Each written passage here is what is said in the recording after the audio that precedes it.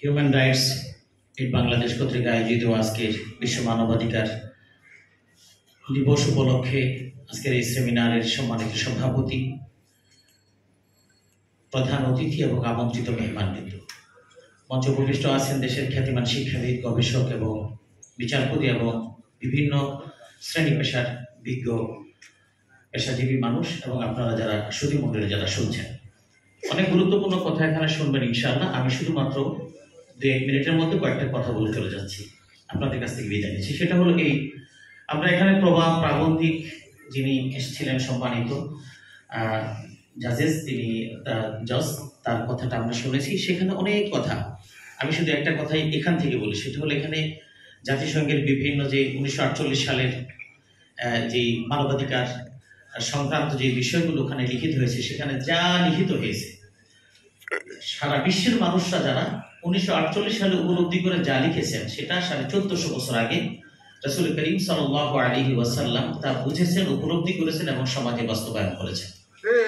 এবং যদি সেটা একটা একটা করে এখানে উল্লেখ করা হয়েছে, ব্যক্তির অধিকার, সমাজের অধিকার, নারীর অধিকার, শিশুর অধিকার, সমস্ত অধিকারগুলো আপনি দেখবেন একটা একটা করে আল্লাহ রাসূলের যুগে, সেই যুগে বাস্তবায়ন হয়েছে। এমন একটা যুগে বাস্তবায়ন হয়েছে যেটা আমরা বলি আইয়ামে জাহিলিয়া। আর ঠিক আজকে আমরা যেখানে আছি, ঠিক আমরা আওয়ামে জাহিলিয়ার পরেই এখন অবস্থান করছি। তো দুই জাহিলিয়াতের মধ্যে কোনো পার্থক্য আমি খুঁজে পাই না। ওই জাহিলিয়াতের মধ্যে ছোট্ট সন্তানদেরকে পুঁতে ফেলা হতো, আল্লাহ রাসূল সেই অধিকার দিয়ে তাদেরকে বাঁচার অধিকার দিলেন। আমরা বিগত 16-17 বছর দেখেছি এবং স্বাধীনতা পরবর্তী আজকে 53 কিংবা 54 বছরের দিকে আমরা চলে যাচ্ছি।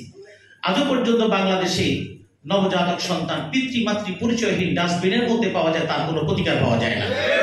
মানবাধিকার নিয়ে অনেক কথা হয়, আজকে ছোট্ট সন্তান জন্মগ্রহণ করার পরে সে মাতৃ পরিচয় পিতৃ পরিচয়হীন ডাস্টবিনের মধ্যে থাকে, কুকুরে টানা হেঁচড়া করে।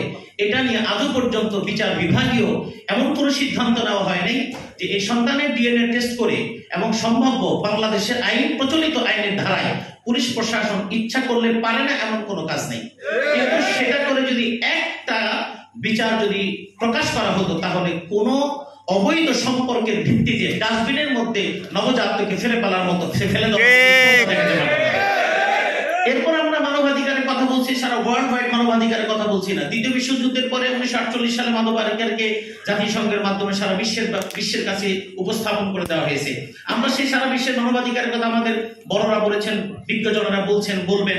সিরিয়া এখন যে অবস্থা হচ্ছে, এখানকার অবস্থা কি হয়, সেটা আমাদেরকে যথেষ্ট ভাবনায় ফেলে দিচ্ছে।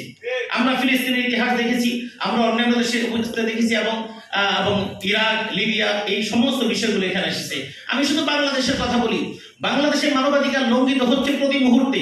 আজকে আমরা যেখানে কথা বলছি, এই পরিস্থিতি না, এখানে প্রশ্নই ওঠে না 5 জন টুপি পরা মানুষ একসাথে বসলে সেখানে নাশকতার পরিকল্পনার অংশ হিসেবে তাদেরকে ধরে কোনো রকমের কারণ দর্শানো ছাড়াই তাদেরকে জেলখানায় মাসের পর মাস পুরে রাখা হয়েছে। কোন ধরনের মানবাধিকার হতে পারে? অথচ সেই মানুষগুলোই তাদের নিজের নামে শুরুতে মাদার অফ হিউম্যানিটি লাগে। এটা নির্লজ্জতা, তাদের লজ্জা থাকা উচিত। মানবতার ব্যাপারে তাদের সামান্যতম লজ্জা থাকতো, এই শব্দগুলো তারা মিসগাইড এবং মিসইউজ তারা করতে পারতো না। আমরা দেখেছি মানবাধিকারের ব্যাপারে সারা বিশ্বের কথা বলবো, সেটা আমরা বলতে আগ্রহ বোধ করিনি। এই জন্য বড়রা বলবেন, আমি এখানে দেখছি এই দীর্ঘ 16 বছরে আমরা দেখেছি, আর যারা বড় তারা 71 থেকে 75 সময়গুলো দেখেছেন, সেটা আমরা দেখিনি।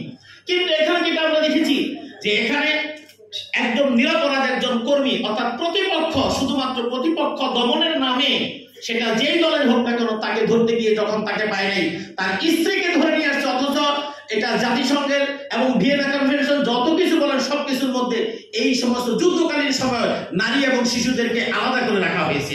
যেটা রাসূল করিম সাল্লাল্লাহু আলাইহি ওয়াসাল্লাম যুদ্ধকালীন সময় নারীদের ব্যাপারে, শিশুদের ব্যাপারে ভিন্ন ভিন্ন মত পোষণ করে সেখানে আলাদা করে বলে দেওয়া হয়েছে।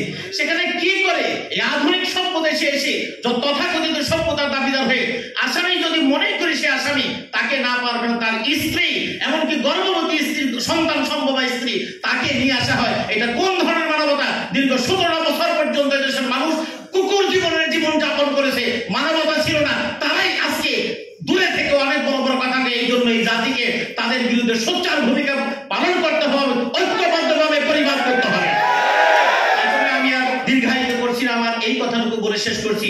আমরা আইয়ামে জাহিলিয়া রাসূলের যুগে আমরা শেষ করে এসেছি, আমরা নতুন শেষ করেছি।